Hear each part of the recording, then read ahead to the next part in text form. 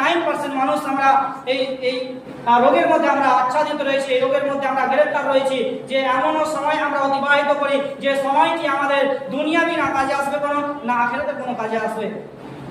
একজন বিবেকবান মানুষের আপনি যদি একবার চিন্তা ভাবনা করে দেখেন যে আমার থেকে এসে আর কেউ কোন ব্যক্তি পাগল হতে পারে যে কোনো কাজে আসবে না, কোনো সেই সময়টি যে সময়টা আমি অতিবাহিত করছি যে দুনিয়াবি কোনো কাজে আসবে না এবং আখিরাতেও কোনো কাজে আসবে না, বরঞ্চ দুনিয়াতেও ক্ষতিগ্রস্ত আখিরাতেও ক্ষতিগ্রস্ত, এমনও আমরা সময় ব্যয় করে থাকি। বিশেষ করে যুবক ভাইদেরকে বলবো, যারা আপনারা মোবাইলে তারা দিয়ে গেম খেলেন, ফ্রি ফায়ার খেলেন, পাবজি খেলেন আর অন্যান্য গেম খেলেন, এই গেম খেলার মাধ্যমে যে আপনি সময়টা অতিবাহিত করছেন, না আপনার দুনিয়ায় কাজে আসবে না আপনার আখিরাতে কাজে আসবে, এমনকি আপনার দুনিয়াতেও ক্ষতিগ্রস্ত। দুনিয়াতে ক্ষতিগ্রস্ত আপনাকে যেমন বলি, আপনার চোখের ক্ষতি হবে, আপনার সময়টি যে আপনি অতিবাহিত করছেন, আপনার এই সময় অতিবাহিত করার কারণে আপনি আপনার ধন সম্পদ সে বাড়ছে না, আপনি আরো দিনের দিন দরিদ্র হয়ে যাচ্ছেন। কারণ তার পিছনে যে আপনাকে টাকা লাগছে, সে টাকা কোথায় পাবেন আপনি যদি সেই সময়কে যদি কাজে না লাগাবেন।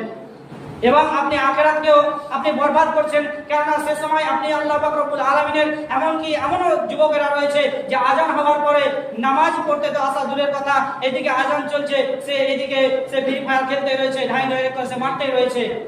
এমন মনে হচ্ছে যে সে যুদ্ধ করে নিল, সে মুজাহিদ হয়ে গেছে, এমন একদম সে মোবাইলের মাধ্যমে সে খেলছে।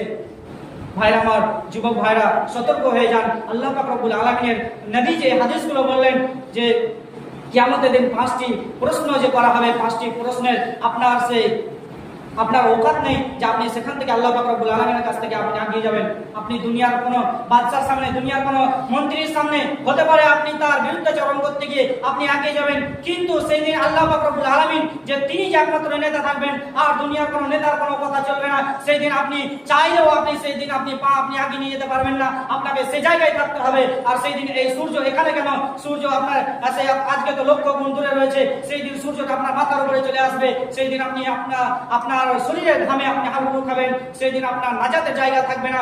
যদি আপনি আজকে সময়টিকে যদি আপনি কাজে না লাগান, আজকে আপনি যদি সময়কে গুরুত্ব না দেন, এই সময়ের গুরুত্ব আপনাকে ইবাদতের ক্ষেত্রে দিতে হবে। আপনার দুনিয়াবি কাজে আপনার অপচয়ে সময়কে করলে হবে না।